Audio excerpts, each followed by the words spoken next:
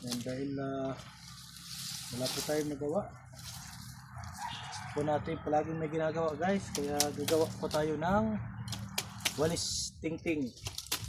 Ayan, gamit po ang dahon po ng nyug. Ayan, ito po yung ginagawa namin dito guys, pang walis, para hindi na po tayo bibili. Paano po gumawa ng walis tingting? Yan, ganun lang po gawin po natin guys. Ayan, dito lang po gumawa guys. Ayan. Pero dapat yung gagamitin nyo po na kutsilyo guys, yung hindi po masyadong matalas guys, kasi kapag sobrang talas po nito, pwedeng maputol lang po yung yung kukunin natin na tingting. Ito po parang toothpick.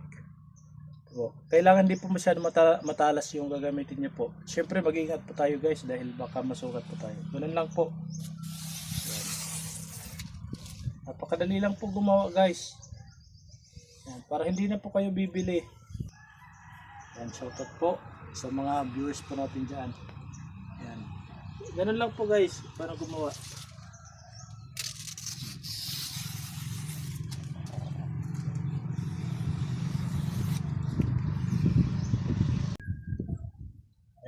Yung continuation po ng ating ginawang walis tingting, yung dahon po ng nyug. Ayan, ibinilad po natin guys ng kahapon pa po natin ibinilad to. Natuyo na po, kaya ayan, medyo tumigas na po siya guys. Kasi kapag bago po yung ginawa natin, mabilis pong mabali, kaya kailangan pamalambot. Kailangan ibilad po natin guys para tumigas. Ayan, matigas na po yan guys. Ito po yung nagawa natin, medyo marami po, pero babawasan po natin ito kasi sobrang laki, kapal, hindi po natin ito masyado. Tapos ihanda na po natin yung ating kahoy.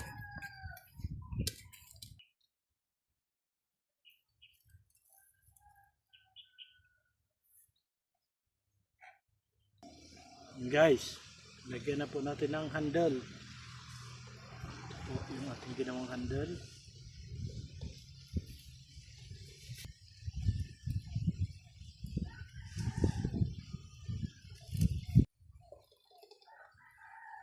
Ayan na po guys.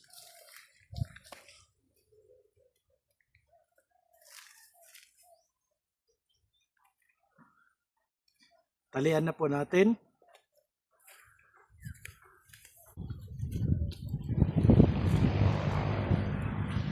Ayan guys, meron na po tayong guma.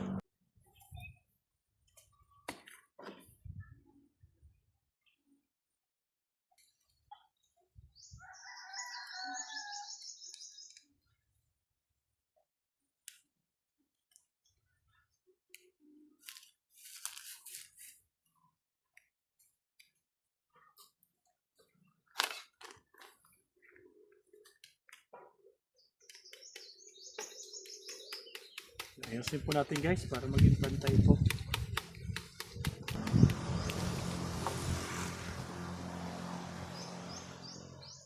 Babawasan po natin guys ang dulo.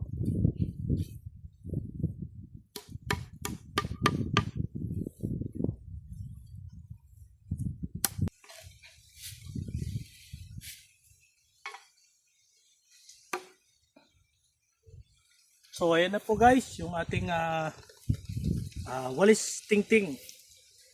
Ayan. Marami pong gumagamit dito sa amin yan guys. So ayan, pwede na po. Siyempre pwede na rin po nating sakyan mamayang gabi. Yan, ako po ulit si Kuyang Alex. Let's go mamayang gabi.